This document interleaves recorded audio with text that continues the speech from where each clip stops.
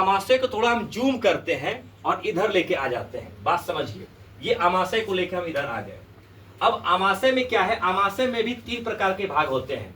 पहला भाग जो होता है इसका कार्डियक कहलाता है, और पिछले भाग को पाइलोरिक भाग कहते हैं, और बीच वाले भाग को फुंडिक भाग कहते हैं। ये भी एग्जाम में पूछा जाता है, आप लोग भाग याद रखें। पहला भाग को कार्डियक, दूसरे भाग को फुंडिक, तीसरे भाग को पाइलोरिक भाग कहते हैं। अब यहाँ समझते हैं आमाशय के क्या बोलते हैं, आमाशय में क्या क्या कार्य होता है और ये हमारे शरीर के लिए कैसे लाभदायक है, इसको समझते हैं और इनका कार्य समझते हैं।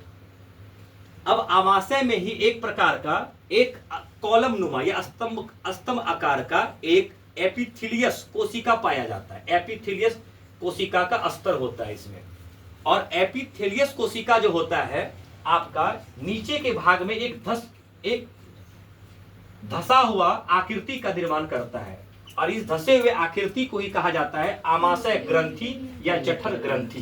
ग्रंथि पहले आपको समझा चुके हैं। तो आमाशय ग्रंथि या जठर ग्रंथि में 3 प्रकार की कोशिका पाई जाती है, क्योंकि मानव का शरीर कोशिकाओं से ही बना है, अनंत कोशिका से।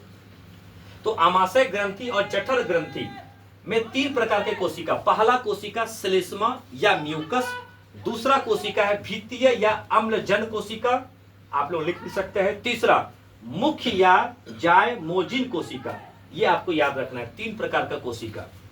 अब ये आमाशय ग्रंथि या जठर ग्रंथि से ही एक रस का स्त्राव होता है, उस रस का नाम है जठर रस या आमाशय रस। ठीक है।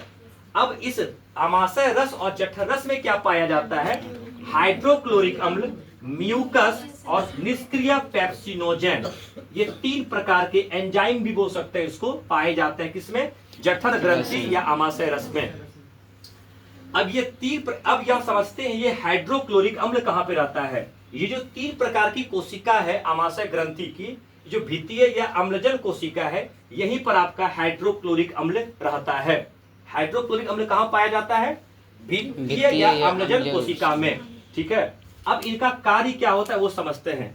हाइड्रोक्लोरिक अम्ल का कार्य क्या है, ये जो निष्क्रिय पेप्सिनोजेन है इसको वो सक्रिय पेप्सिन नामक एंजाइम में बदल देता है। इसका पहला कार्य हाइड्रोक्लोरिक अम्ल का, निष्क्रिय पेप्सिनोजेन को सक्रिय पेप्सिन में बदल देता है एंजाइम में।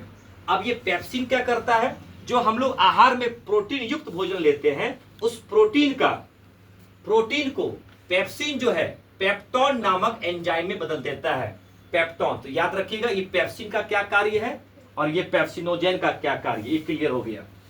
दूसरा हाइड्रोक्लोरिक अम्ल का जो दूसरा कार्य है, ये क्या करता है, जो भी हम भोजन करते हैं उसमें जो भी बैक्टीरिया युक्त जो हमें आहार में प्राप्त हो जाता है, उस बैक्टीरिया का भी ये नष्ट करता है। तो जीवाणु नाशक का भी कार्य करते हैं हाइड्रोक्लोरिक अम्ल।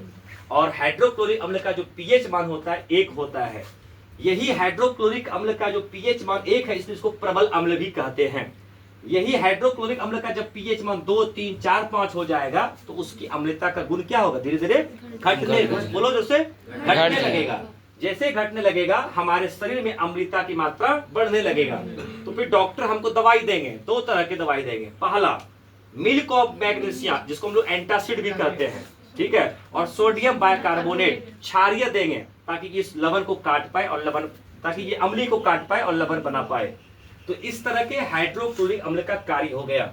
यही हाइड्रोक्लोरिक अम्ल में बहुत ज्यादा मात्रा में अम्लता की मात्रा जब बढ़ जाता है तो आमाशय के चारों दिशा जो होता है एक गोल नुमा, एक धसा का आकार, जिसको घाव का आकार कहते हैं, ये पूरा ले लेता है। इस घाव का ही नाम है अल्सर नामक घाव। अल्सर ही बोलते हैं ना उसको। yes, हाँ, अल्सर। और इसका एक नाम और भी अल्सर का, क्या नाम है, कौन सा अल्सर, पेप्टिक अल्सर ना। हाँ, तो इस प्रकार के अल्सर का नाम भी क्वेश्चन पूछा जाता है एग्जाम में कि आमाशय में कौन सा अल्सर पाया जाता है, पेप्टिक अल्सर। तो आज हम यकृत के बारे में एक शॉर्ट टाइम में यकृत को पोस्टमार्टम किए, उसके बाद आमाशय, वहां छोटा सा आमाशय को यहाँ जूम करके आमाशय को बता दिए।